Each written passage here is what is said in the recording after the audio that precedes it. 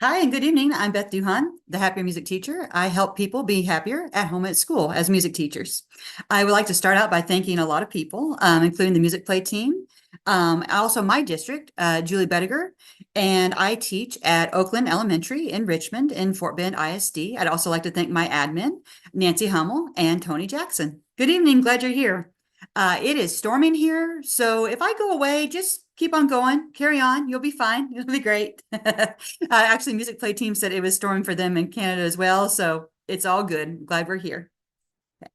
So, as a happier music teacher, I was just thinking tonight that I don't know if you've seen Saturday Night Live when people host for the third time. So this is my third time hosting a Music Play webinar. I'm super excited to be here. 2 years ago, almost exactly to the day, I hosted Self-Care for the Music Educator here. And then a few weeks ago, I had the privilege to talk to y'all about maximizing music play with a happier music teacher. Today is Happier Music Teacher. So here's kind of the ground rules and how I present and all those type of things. You are welcome to put any questions in the chat anytime. The Music Play team is going to be keeping an eye on those questions. Nothing is off limits.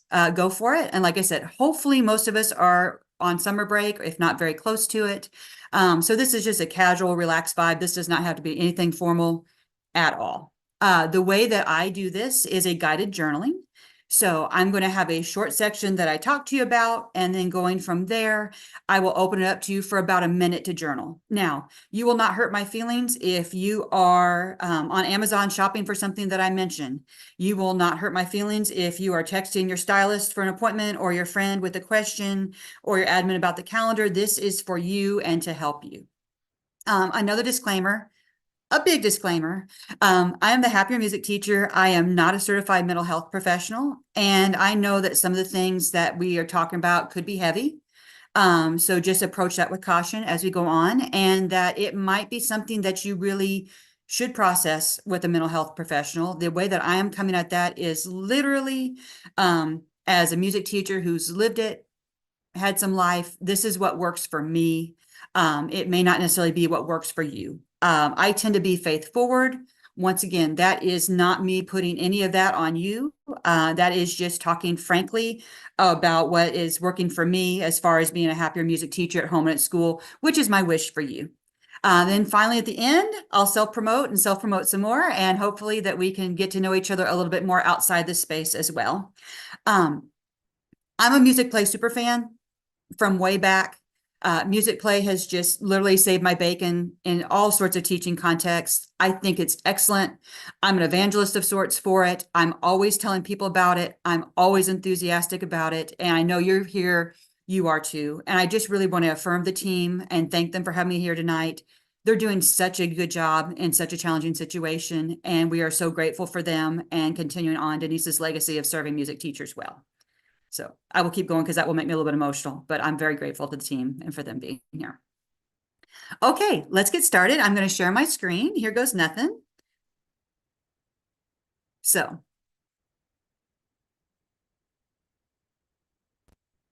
happier teacher, like a regular teacher, only happier. And that should be happier music teacher. So the reason we lit on happier music teacher is because a few years ago for TMEA, I presented self-care for the music educator.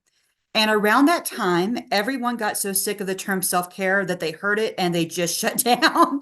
And they're like, self-care, bro. Oh, so we get a little about the self-care. We feel like we've had it forced on us, but everyone still wants to be happier. And even though we're a little bit tired of that term self-care, it's been used and abused and kind of weaponized against us sometimes, we still want to be happier. And like I said, my big mission as a happier music teacher is home and at school. If things are wonky at home, things are wonky at school. And if things are wonky at school, they're wonky at home, because you don't just have a home life and a school life, you have a life and you're one integrated person. So the way this format will work, there's no wrong way to do it. It really needs to serve you. But my style of presentation, if you will, is a guided journaling.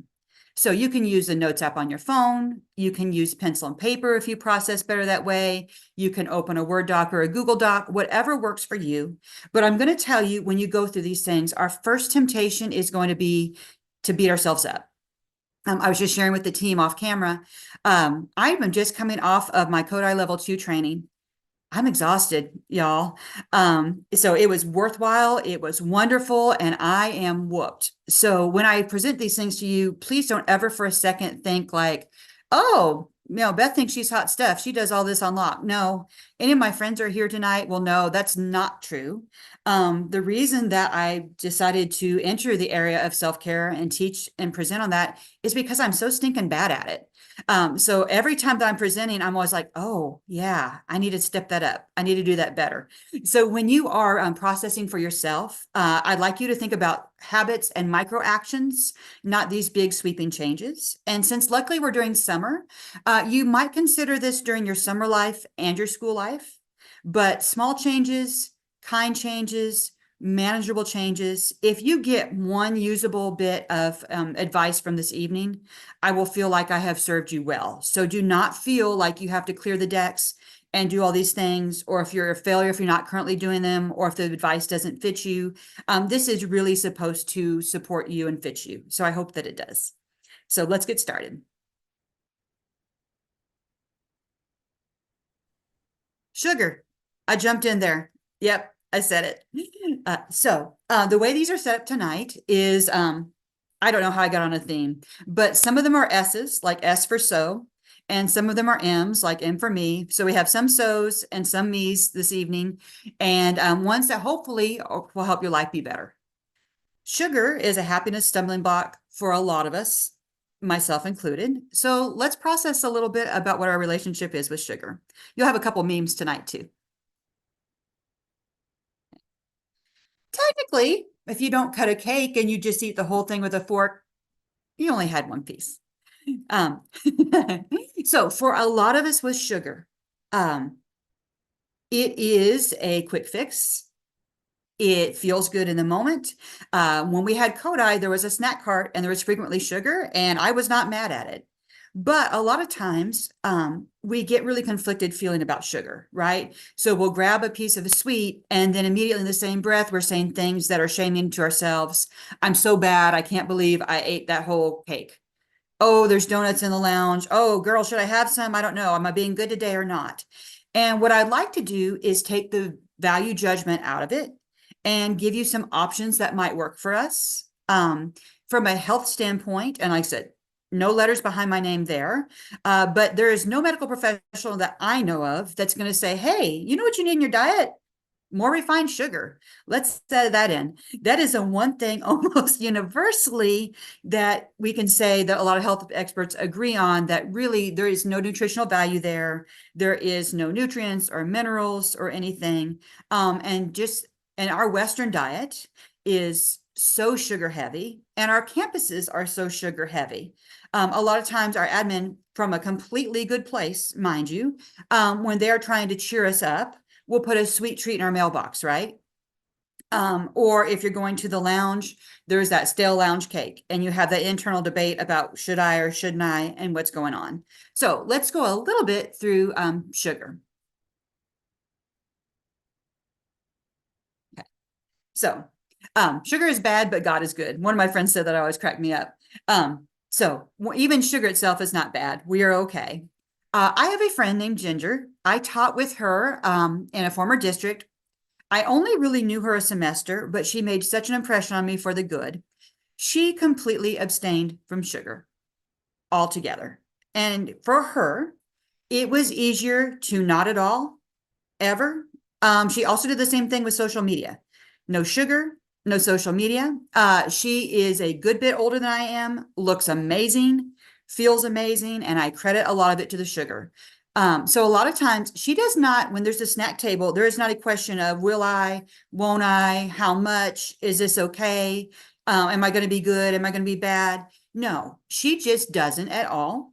Much like someone might not with like a substance like alcohol. She just abstains totally from sugar. It's a decide once for her, and for her, it's worked out really well. You might set rules around it, and these are your rules, but your rules might be, I only sugar on the weekend. I only sugar if it's my birthday or my anniversary or a major holiday. Um, I don't sugar after a certain hour. I don't eat stale lounge cake because it's not that good anyway. So why would I want to? Your rules don't have to be my rules, but you could set some rules around it so you feel a little bit more in control. Because what happens to a lot of us is in the moment it feels so fun and feels so good. And trust me, when I was up late doing Kodai homework, I had some sugar fun. But then immediately the regret. So you can also decide it matters to you. Maybe you're a baker and you enjoy it. No guilt, no complaining. That's your only vice. You like that vice and you're not concerned at all and you're totally fine. Or you might choose natural alternatives. I'm a child, like I went to college in the 90s, right? So we thought that artificial sweeteners were the best thing. We thought that fat was the enemy, blah, blah, blah. That was us being healthy. So maybe thinking about the natural alternatives instead of all the chemical sweeteners. And like I said, no, I'm not a scientist, but you can definitely go down that internet rabbit hole. But some of the alternatives you might think about would be maybe some stevia or some monk fruit or some allulose instead of some of the chemical sweeteners. And you know the names of them, the pink stuff, the blue stuff, the yellow stuff, the ones you see in every restaurant. We're starting to see a little bit more with the stevia, and stevia is not for everybody. I'm not here to push any of that, but go ahead and take a minute in your preferred amount of journaling and think about your relationship with sugar, how you feel about it, what your rules might be, and I'll see you back in around a minute.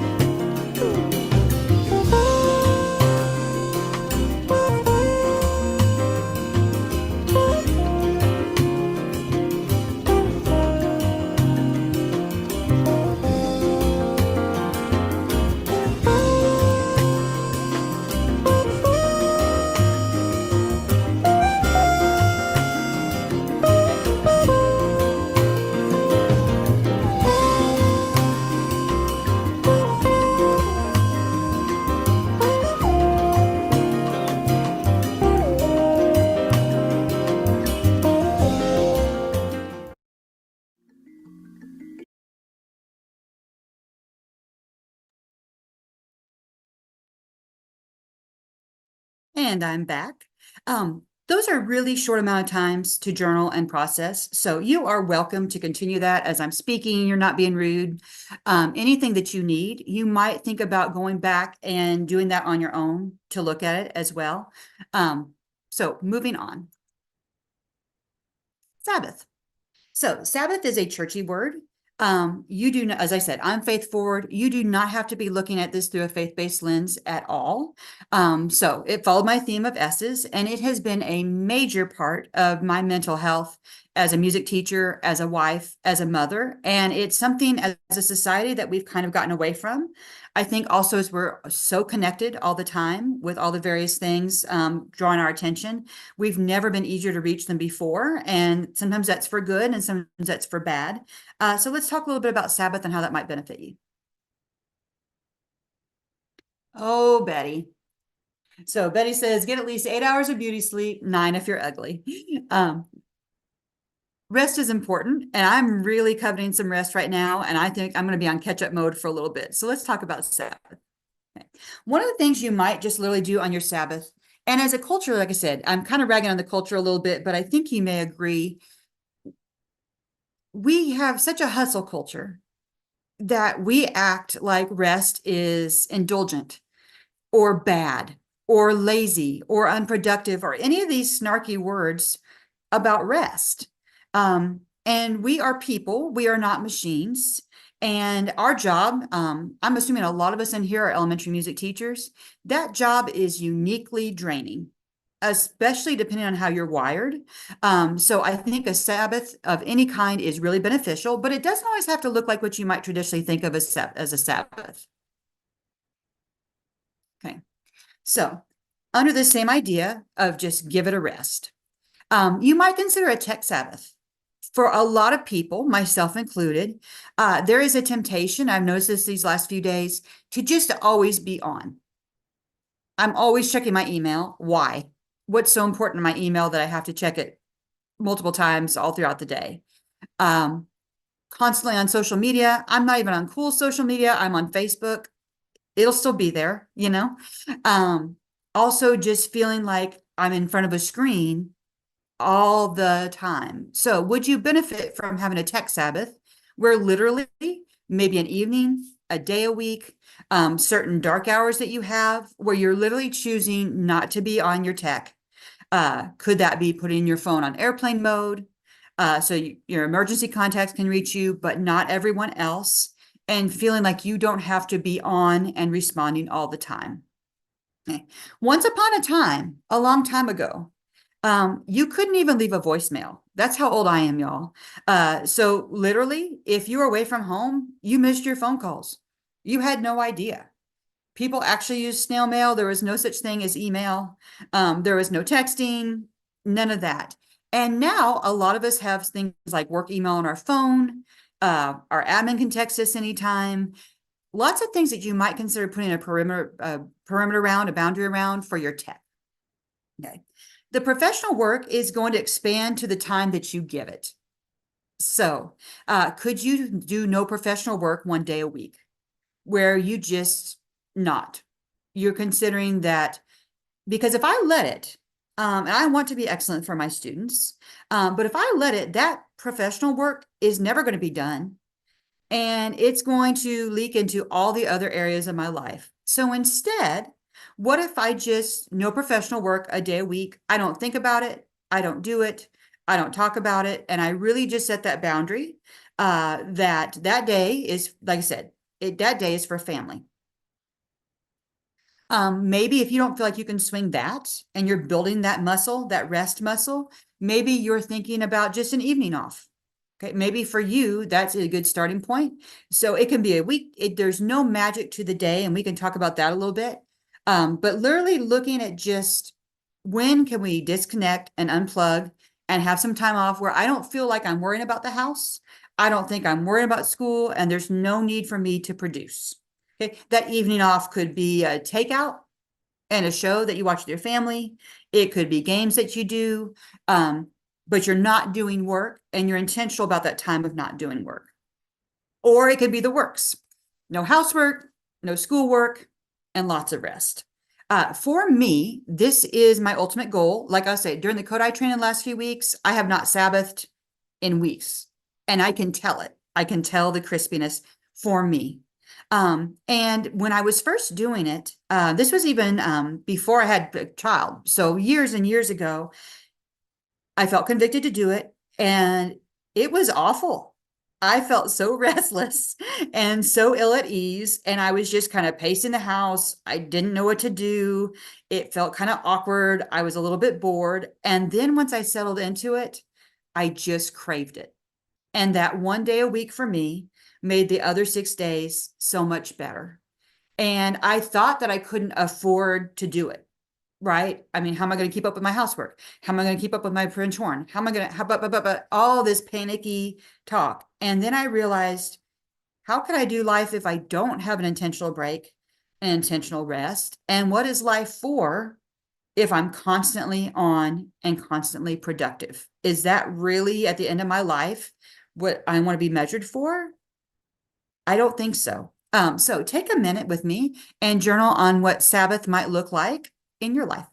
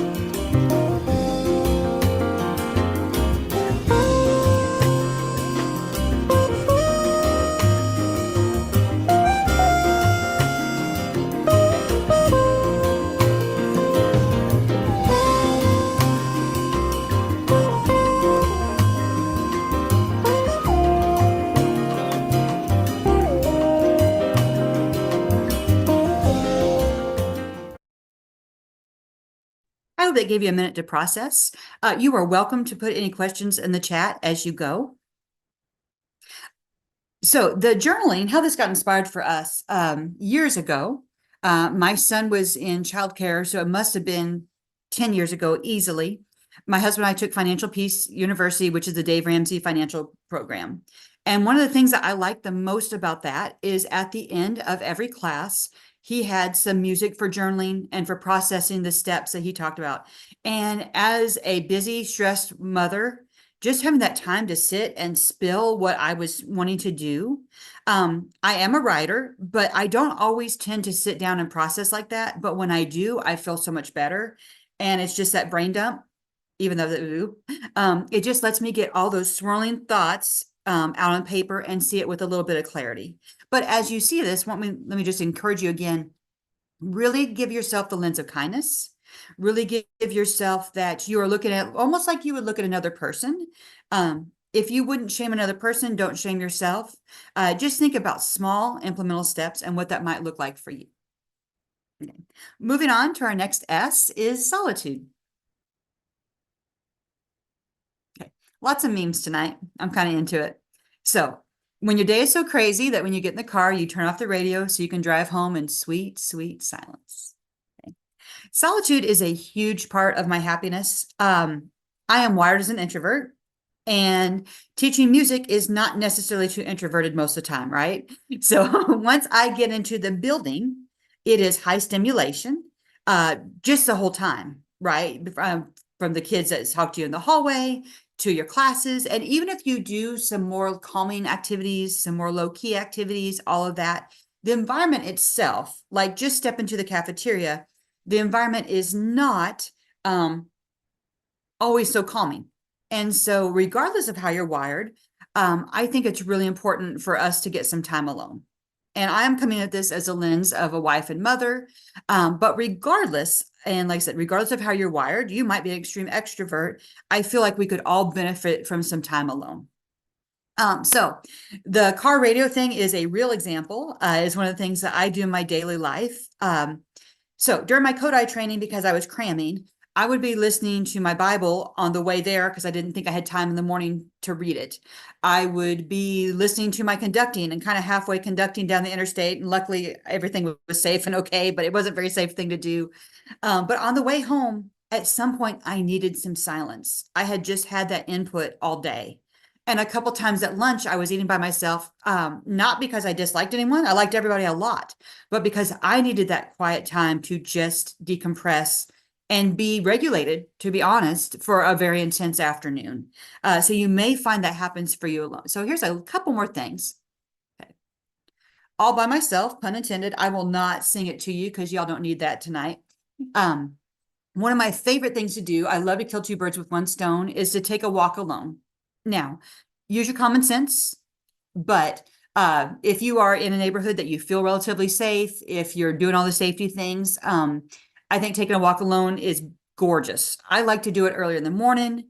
I like seeing the animals in my neighborhood. I like the quiet. I like the focus and the centering.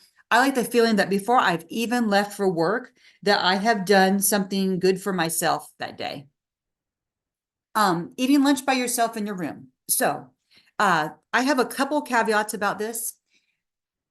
My default is, because I need that recharge, I tend to eat by myself a lot. And once again, it's not because I dislike my team at my school. I actually adore the team at my school. But I need the recharge. So we have kind of made a tradition that we all gather together on Fridays. That gives us that connectedness, that gives us that communication, but we're not feeling like we all have to be on together every weekday during lunch. And some schools, the lounge is kind of a toxic culture where it's not real refreshing during your lunch. I don't want to go and hear gossip about any kids, any staff, any negativity, any of that. So a lot of times I will recharge by myself. Sometimes I'll listen to a podcast, but that for me is one of the things that charges me up, and realizing that I need more of this than the average bear, but I feel like everyone could benefit from some of that alone time.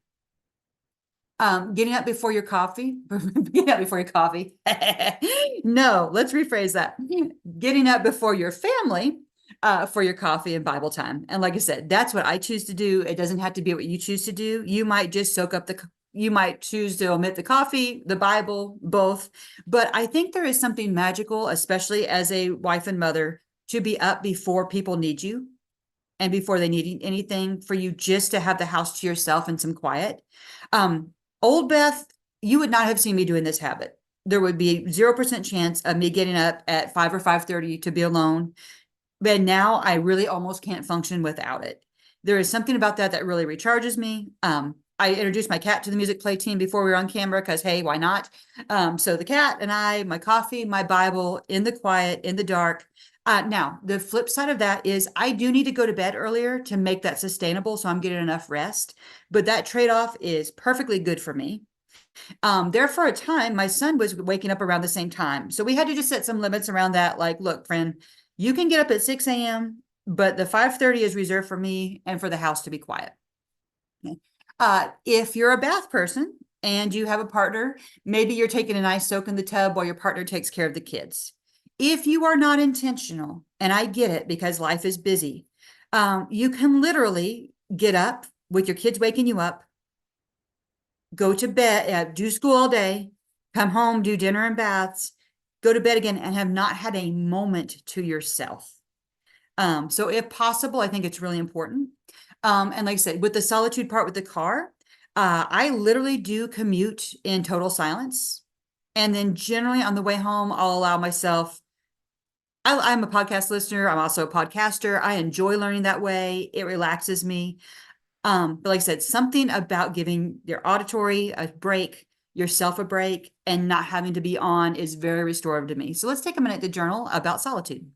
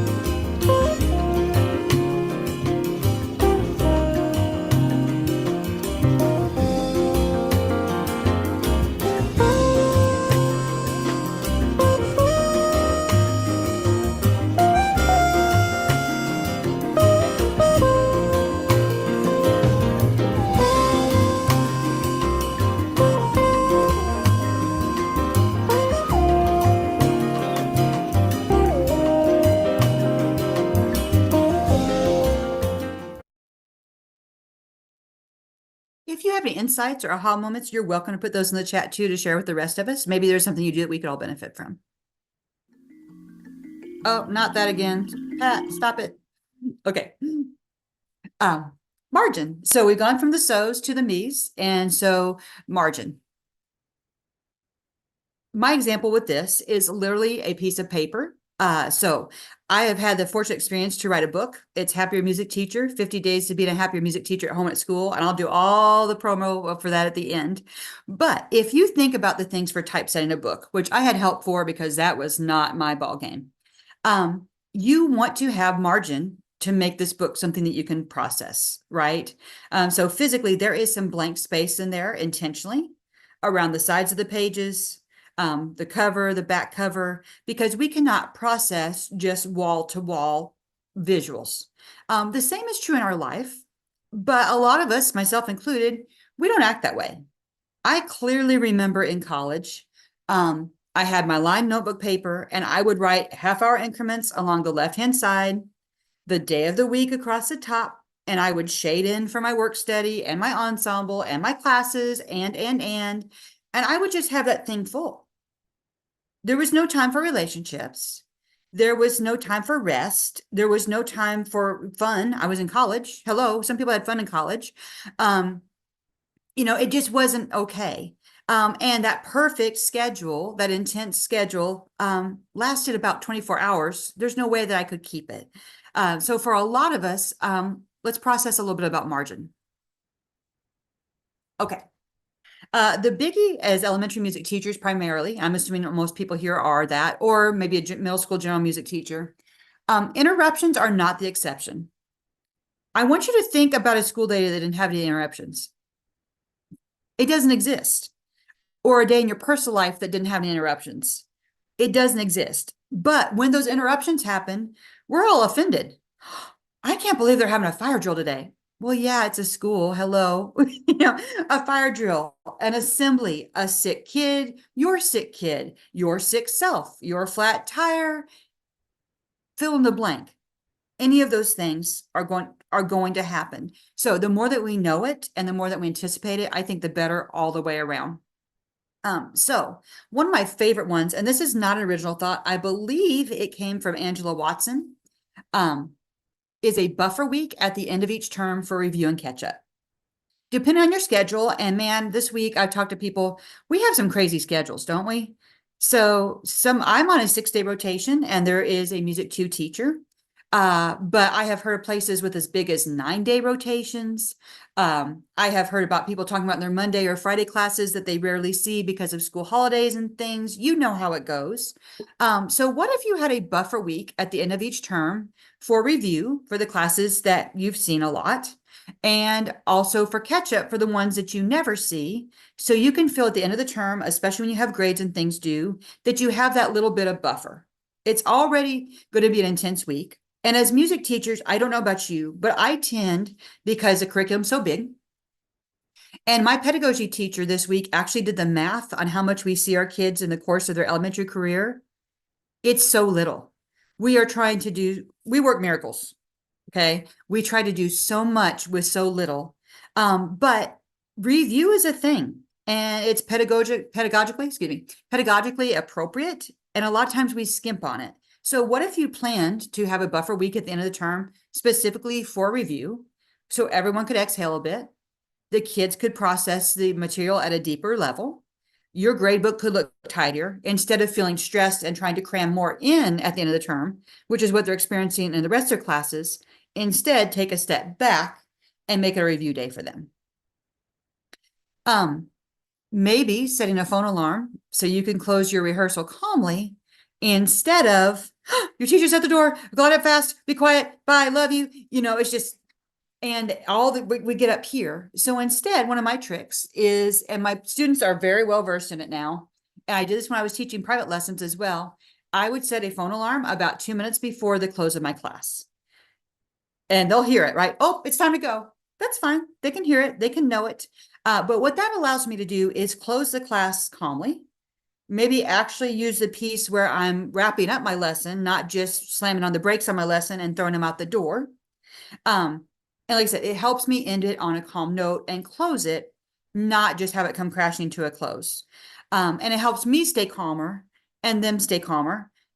And that might even open up some opportunities for me to get some feedback for them at the end of the lesson, like on what they understood or what their questions were. Here's a good one. Sometimes I can do it, sometimes I can't. Coming home from a trip early to relax and unpack. Once again, it's so tempting to just maximize. As a culture, we just want to maximize everything. And so let's stay to the very last minute and then drive home at the last second. And then the whole next day, you're completely out of sorts because you haven't unpacked. There's no food in your refrigerator. You're tired. Your kids are out of sorts. On and on and on. So what if you came home a little bit early, just solely to relax and unpack? And here's one I've done, and this will make you cry, is trying to cook and shop the same night. No, hard pass on that. Do not cook and shop the same night. I don't know if you need to grab a rotisserie chicken and a bag salad. That's one of my go-tos.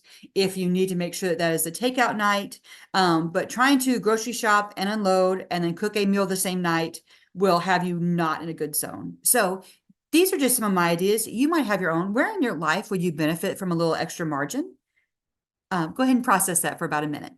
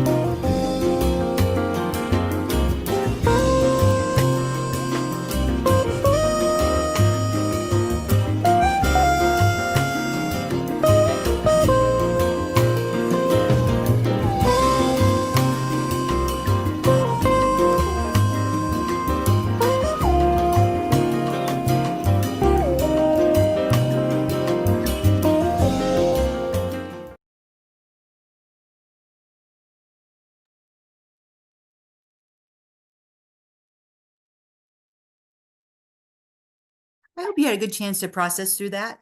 Like I said, for someone who is always trying to maximize and be productive, and like a lot of y'all, I have obligations for my family, I have obligations for my school, and I've chosen to do some really awesome projects on the side like this.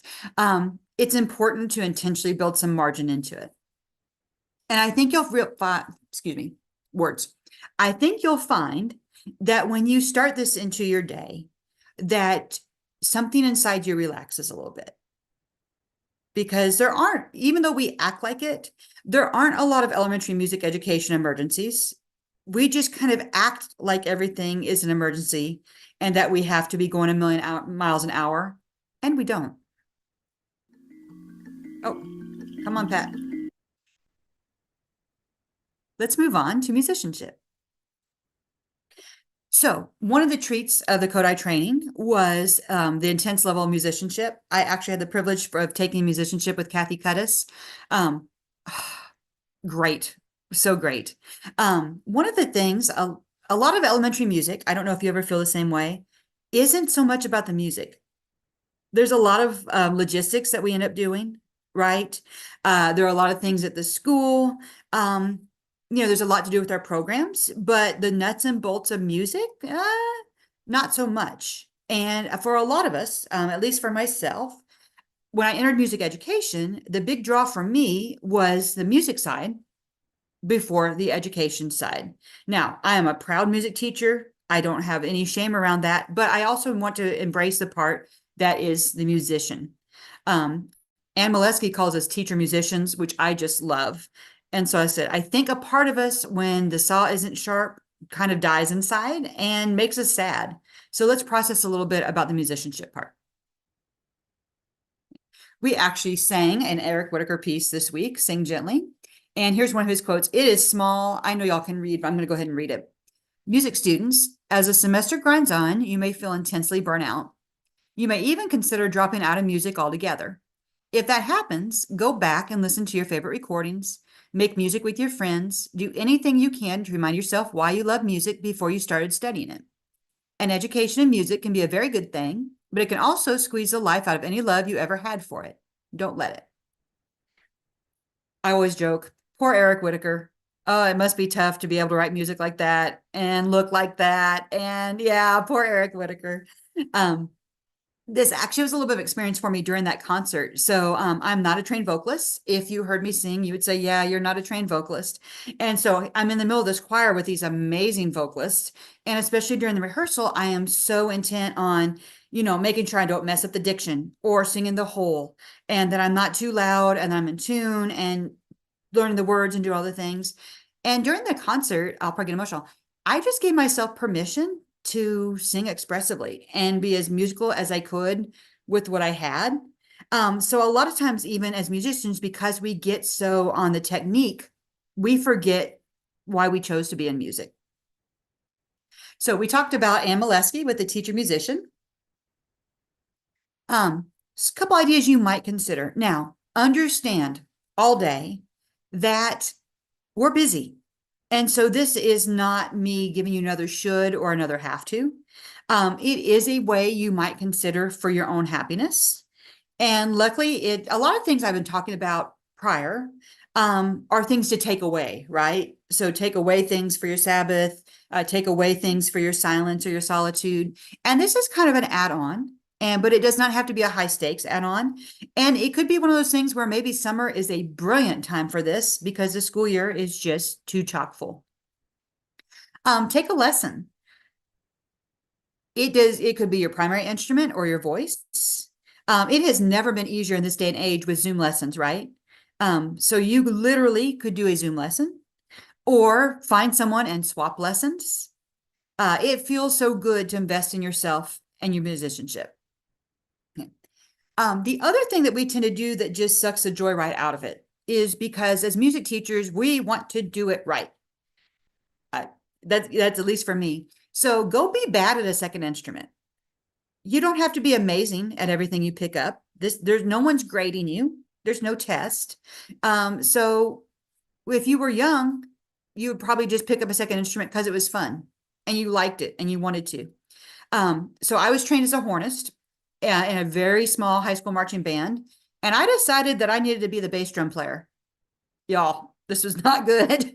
This was not good at all. If there's ever any footage of any of that, I would get sincerely tickled. I was real bad at that second instrument, but I had a blast playing the bass drum. So sometimes I think we have to be so perfect because we're trained as musicians. You don't have to be so perfect. Bring the joy back.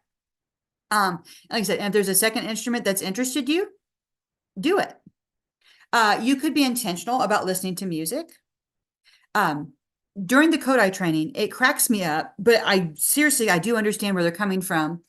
The names of the scales for something like teddy bear is this 5-word intense name for the scale for what type of scale teddy bear is based around.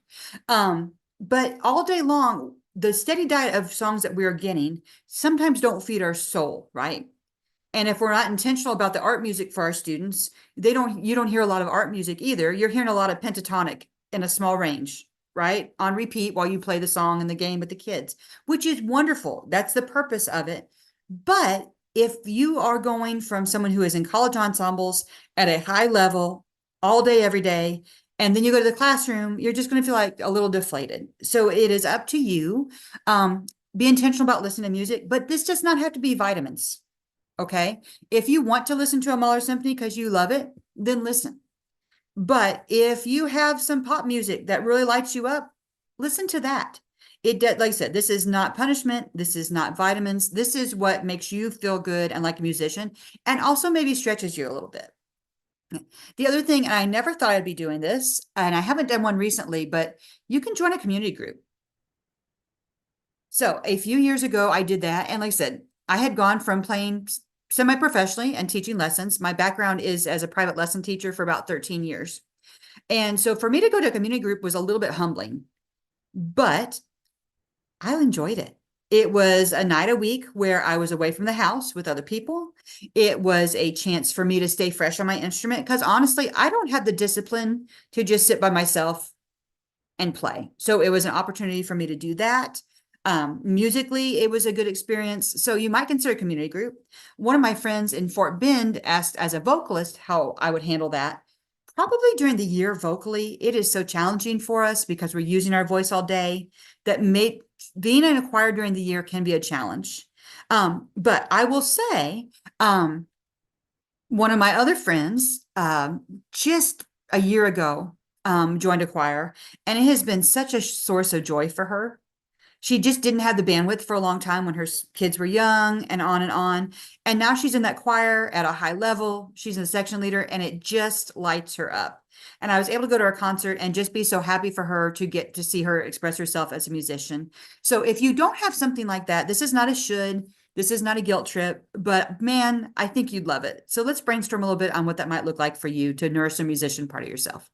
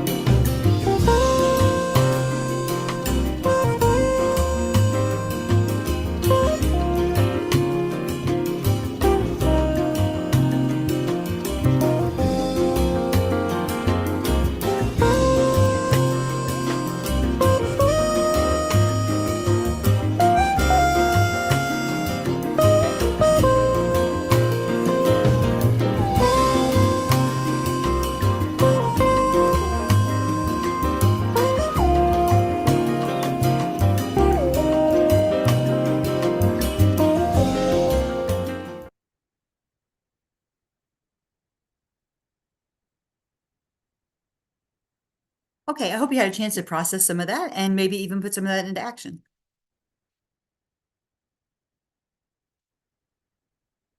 Come on, slide. There we go. Okay, martyrdom. It did end up as an M, so that's part of it, but I also think it's true. When I am very stressed and very tired, which is a lot, right? Because I teach elementary music and also have a family.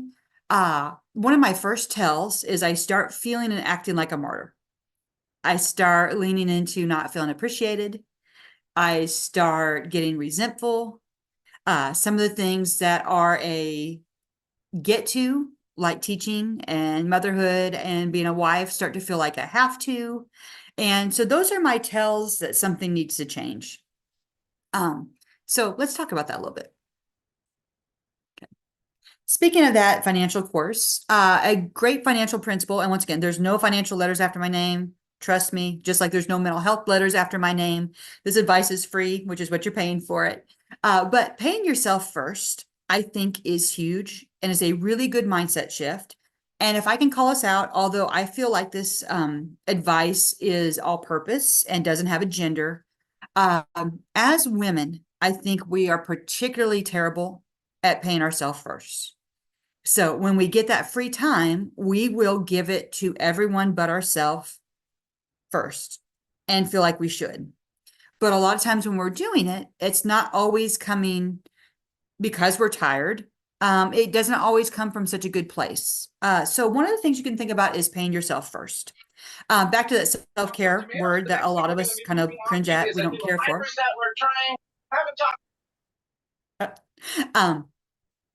Is to pay yourself first. So when they do it financially, they talk about for your saving and your giving, you never get to the end of the month and accidentally have money left over in your paycheck, at least not if you're me, right? Like, oh gosh, I've got this extra money. I guess I'll give it. I guess I'll save it. You really have to be intentional and flip it so that your saving happens first and your giving happens first. And I think the same thing is with ourself. With our time, with our energy, with all of those things. Self-care is really doing the things for yourself that no one else can do. And you can't feel resentful if you're not choosing to do some of those things for yourself. So another one of my tells, when I can tell that things are getting a little bit out of control for me during the year, is my grooming.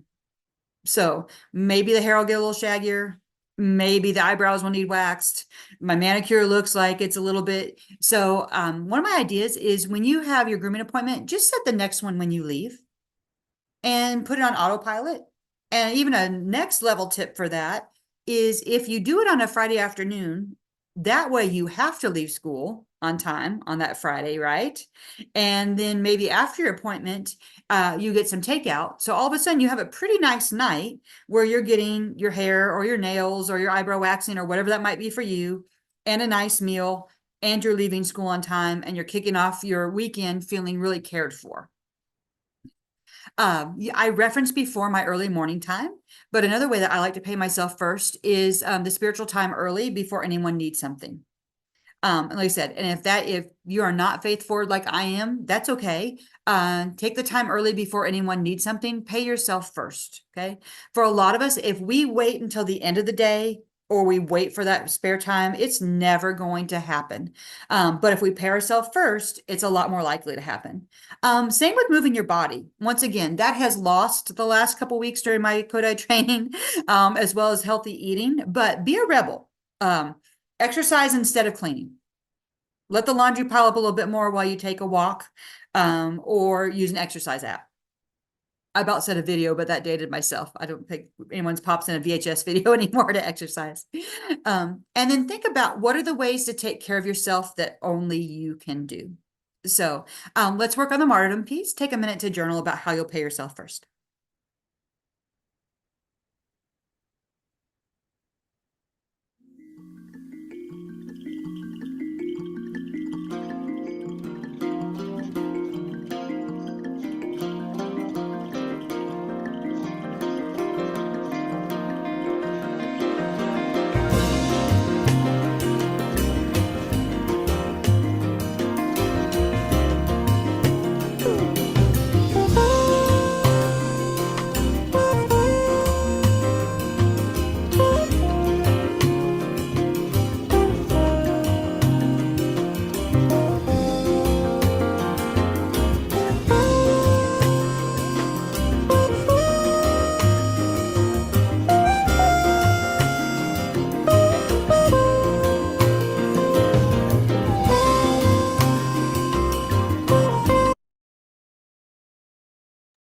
I'm going to cut that a little bit short because we're getting close on time.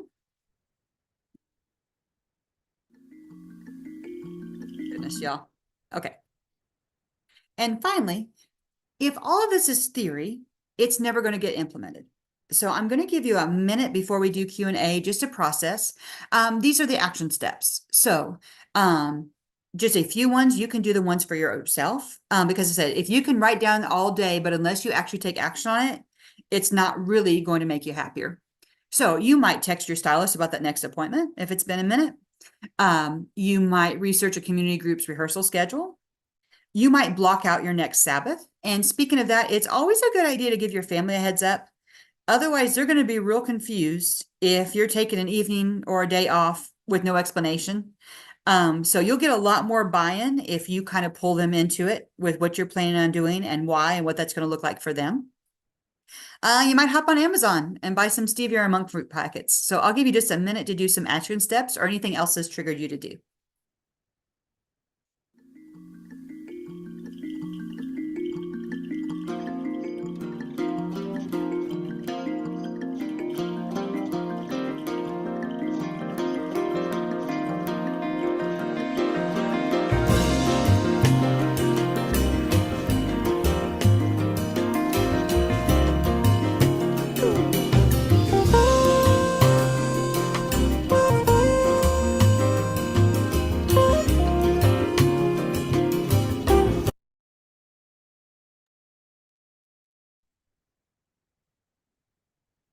Okay, this is the part where I really start rushing you. I will be sharing a couple of the things that I'd like you to know, and I'll let the Music Play team take over a little bit for the Q&A because I have no idea what's going on in the chat. It might be blowing up. It may be completely silent. No idea. I've been in the PowerPoint land. This is a dated picture. This little guy here is now 13. So a little bit of life, and this building behind us has since been knocked down. A lot of people used to get their picture taken in front of it. I invite you to be in my Facebook group. It's been changed from Self-Care for the Music Educator to Happier Music Teachers. Music Play team, is there anything in the chat or any questions?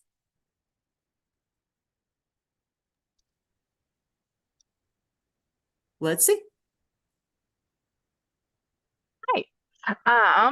Yeah, it looks like there are a couple here. Just out of curiosity, how long do you usually spend journaling?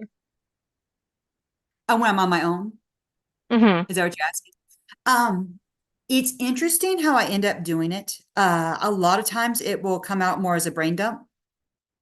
And then a lot of times when it's the start of a new season, if that makes sense. So I like think about right now because I did the Kodai training almost immediately after school was out. There's like a week between there. This is really the start of me thinking and planning about my summer. So I am sure tomorrow morning I will sit and brain dump anything that's on my mind about that, if that makes sense. I don't have like a set time every week. It's more when I can tell that I'm getting a little edgy, my brain is getting a little bit full, is when I'll sit down and process. And like I said, a lot of times because I'm very task oriented to a fault, it will come out more as a to-do list than necessarily like emotional processing too. Excellent, thank you. Another question here. Somebody says, do you think that younger teachers find it more difficult to make time for themselves and take intentional breaks from technology, email, etc., than older teachers? That depends. I think it depends on how you're trained and what everybody normalizes for you. So if you're supervising student, the person who supervised you as a student teacher really did not have any boundaries on their time and energy, that's what you saw modeled for you. You know what I'm saying? So a lot of times because you want to be like them, because they were your model, there's that. I also feel like there is a little bit more of fear of missing out and fear of being disconnected on social media and stuff for the younger ones. So it's a little harder for them to turn off. Regarding work email, it is off my phone. I have to go through some trouble to check my work email. I always feel like if it's really urgent, they'll text me. And I'm not responding to texts that happen at all hours. Not my current admin, but admin a few times ago, someone in the past will say, literally texted me at 5:50 in the morning, something about the school song. No. We are not responding to that one until contract hours. Thank you very much. So I hope that helps a little bit. I think any of us can get sucked into it. I think it really just depends also on your boundaries, but young ones because they want to please. And I think they're so scared about the pushback. And those of us who've been around the block a little bit will be like, it'll keep. Awesome, thank you. And speaking of boundaries, the last question I have here is how do you go about setting boundaries to like get your solitude or to not be bothered at 5:50, say for example? Um, a lot of it, and you teach people how to treat you. Okay, that's been attributed to a lot of people. One of the people it's been attributed, excuse me, is Maya Angelou. But I think if you communicate clearly and kindly and proactively, that will really go a long way. So, for example, with the Sabbath in my family, when it first happened, you know, I didn't communicate clearly and it was a little confusing to my husband why I wasn't doing anything that day, you know. But when I started to communicate clearly, like, look, just so you know, on this certain time, the house is probably not going to get cleaned today. For meals, we're going to be eating leftovers or takeout. Uh, I'm going to want to chill today. So if you're going to start that big project, I can do it with you on Saturday or Monday, but I'm not going to be doing it with you today. Things like that. Like I said, it doesn't have to, I think a lot of us, interestingly enough, I taught at TMA this year on better boundaries for the private lesson instructor. So boundaries are near and dear to my heart. I feel like if you are gentle and kind and proactive, it doesn't have to feel confrontational or edgy, or even that big a deal if you just normalize it and communicate clearly what you need. All right, wonderful, thank you. Um, it doesn't look like we have any more questions here or in the chat, but those were some good ones for sure. Just as a reminder for everyone who's attending, there is a PD quiz where you can earn a PD certificate on the workshops page. We'll just post that link in the chat here It's really impossible to shortly. pass, y'all. You're never going to pass it. I wrote it and it's just, Yeah, you better definitely study very, because very difficult. Let me just make sure we get that link there. sure. Danae, I'm going to give you a chance to put the links for the other things in the chat and talk about them a second. Is that great? Totally. Okay. Been a pleasure with y'all tonight. Once again, thank you to the Music Play team and thank you to my administrators in Fort Bend, Julie and Nancy and Tony. Also, thank you to my family. It's been a pleasure to be with y'all tonight. Thank you so much for attending. If you come here during the summer, you're good people. I'm super glad you're here. I have a book. It is Happier Music Teacher, 50 Days to Being a Happier Music Teacher at Home and at School. It is available on F-Flat Books as an e-copy, if you prefer to read that way. It's available on on Amazon as a paperback, and that's a recent development. It is so fun to hold that in my hand. I should have had a copy with me in here. If you enjoyed this, you may also enjoy that. I've been real pleased to have Music Play members in my Facebook group, which is also called Happier Music Teachers. We would love to have you all there. This is not one of those music ed groups where it's yucky and people are kind of snippy with each other. Instead, this is like the nicest people on the internet, all very supportive, all doing the same thing. It's a source of joy in my life. I post in it daily. I also host a podcast, and it is about a year old. Happier Music Teacher, self-care for the music educator. So pretty much anywhere like that, you can find me as Happier Music Teacher, and it's been a pleasure being here. All right, wonderful. Thank you so much, Beth. Just for anyone who's taken a look at those links there, we do have those available in the Music Play Workshops page as well for this session. So you'll be able to find those there as well as on Beth's bio for our workshops site as well. Thank you so much for joining us today. It was lovely to see you, and we hope to also see you at our summer symposium this year, coming Yeah. up in July. So again, thanks for joining us for this season's Wednesday webinars, and we hope to see you at the next ones. Have a great night, everybody.